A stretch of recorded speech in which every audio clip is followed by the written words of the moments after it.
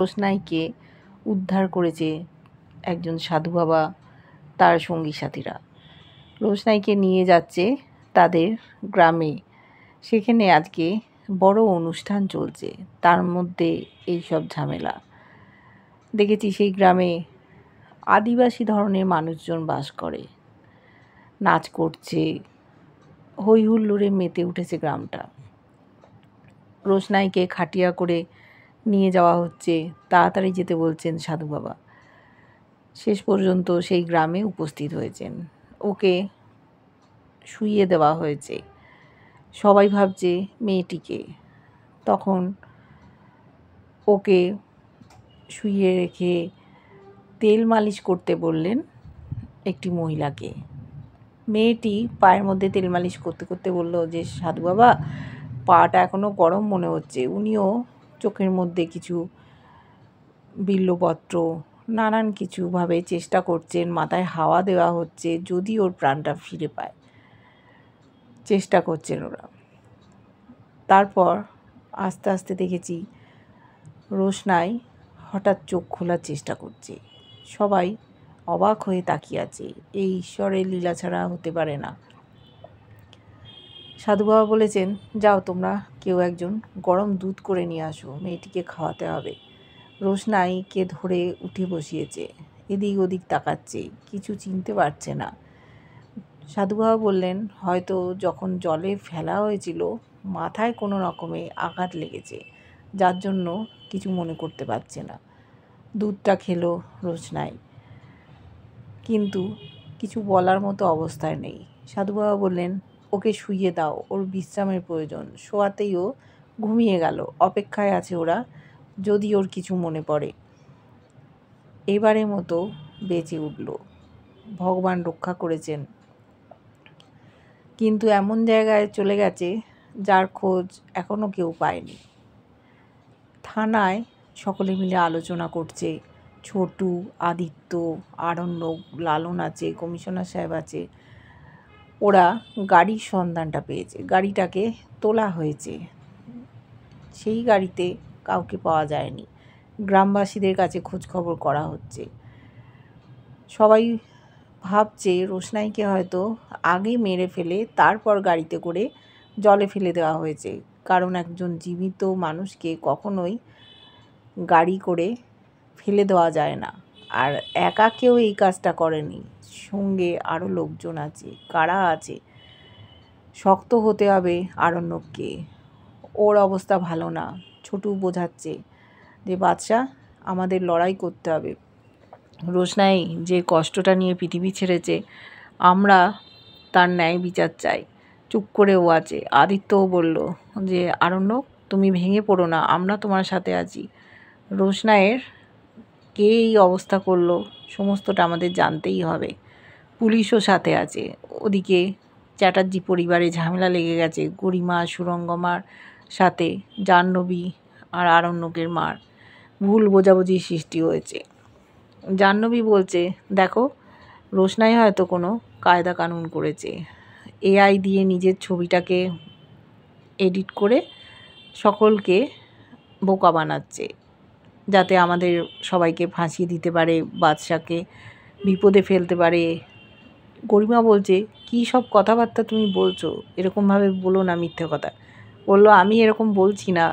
তখন নিজের ফোন থেকেই গরিমা আর আরণ্যকের ছবি দেখালো, বললো, দেখো, এটা তোমাদের ছবি। খানিক্ষণ পরেই দেখাচ্ছে ওখানে আর নেই গরিমা, সেখানে হয়ে গেছে রোশনাই। বলছে, তুমি কি প্রমাণ করতে চাইছো এইসব করে? তখন বললো, দেখো, এটা এআই এর যুগ, এইভাবে সব কিছুই করা যায়। বলল, এইসব কারা করবে? এক্সপার্ট লোকের দরকার। জাহ্নবী বলল, আমি কি কোনো এক্সপার্ট লোক? দেখো, আমি চট করে করে দিলাম। বললো যে, এই সব ভুলভাল কথা তুমি বলো না। কেন ভুলভাল কথা বলছো? তখন জাহ্নবী বলল, দেখো, এখন আদিত্য কাপুর, রোশনাইয়ের হাতে অনেক টাকা, ওরা অনেক কিছু করতে পারে, এটা আমাদের ভুললে চলবে না। এবার গরিমা বলছে, তুমি এগুলো কেন বলে বিভ্রান্ত করছো? আমার মাকে অনেকেই তোমাদের বাড়ি ভালো লোকেরা অসম্মান করেছে, আমি এটা কিছুতেই মেনে নেব না। কেন ওরা আমার মাকে হেনস্থা করেছে? সেই সময় সুরঙ্গমার ফোন এসছে। একজন পুলিশ অফিসারকে ফিট করেছিল। বলেছে যে গাড়িটা উদ্ধার হয়েছে, কিন্তু গ্রামবাসীরা আপনার কথা মতো কেউ মুখ খুলছে না। বলল আপডেট দিতে থাকবেন।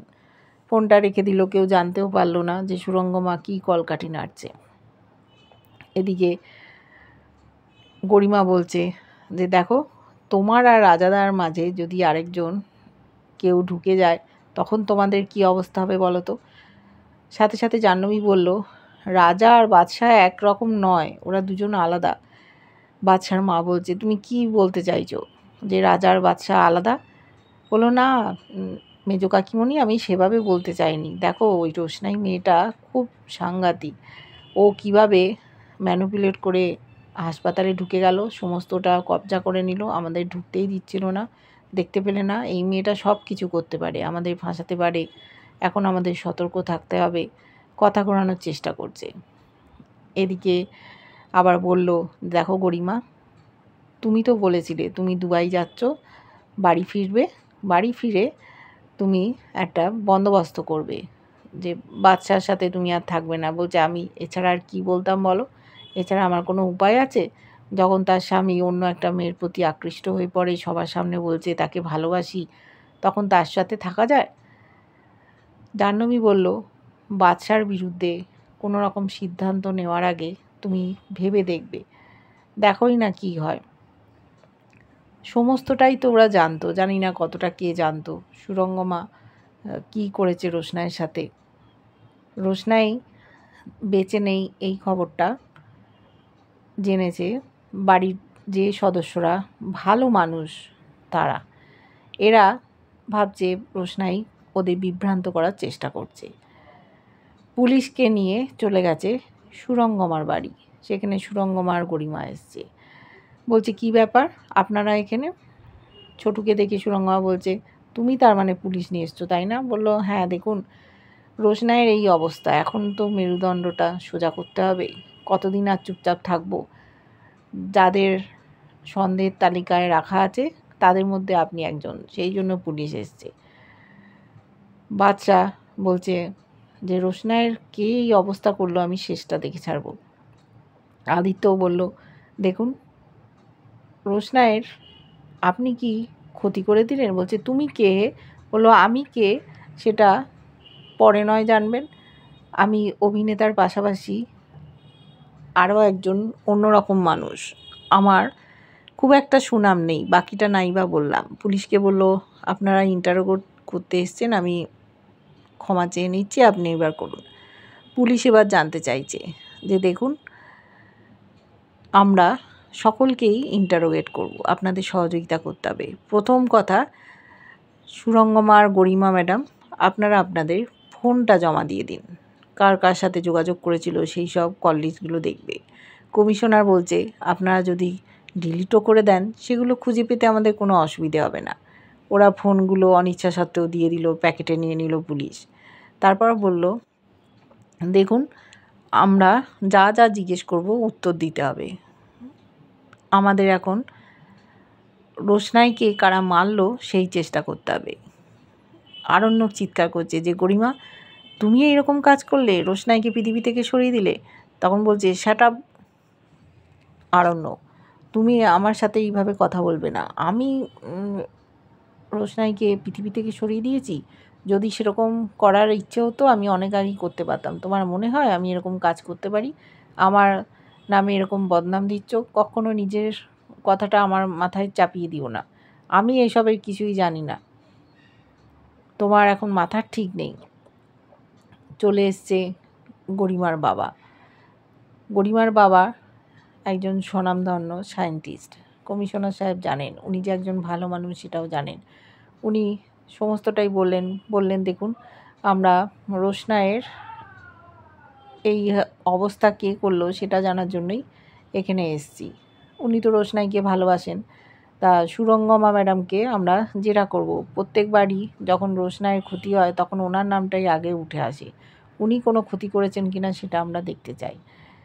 পুলিশ তখন বলছে দেখুন প্রয়োজনে আপনাকে থানায় যেতে হবে। সুরঙ্গমা বলছে আপনি ভাবলেন কি করে যে আপনারা ডাকবেন আমি থানায় যাব? তখন পুলিশ বলছে দেখুন আইন কারোর ঊর্ধ্বে না। আমরা ডাকলে থানাতে যেতে হবে, দরকার হলে লকআপে থাকবেন, জেল হাজত হতে পারে।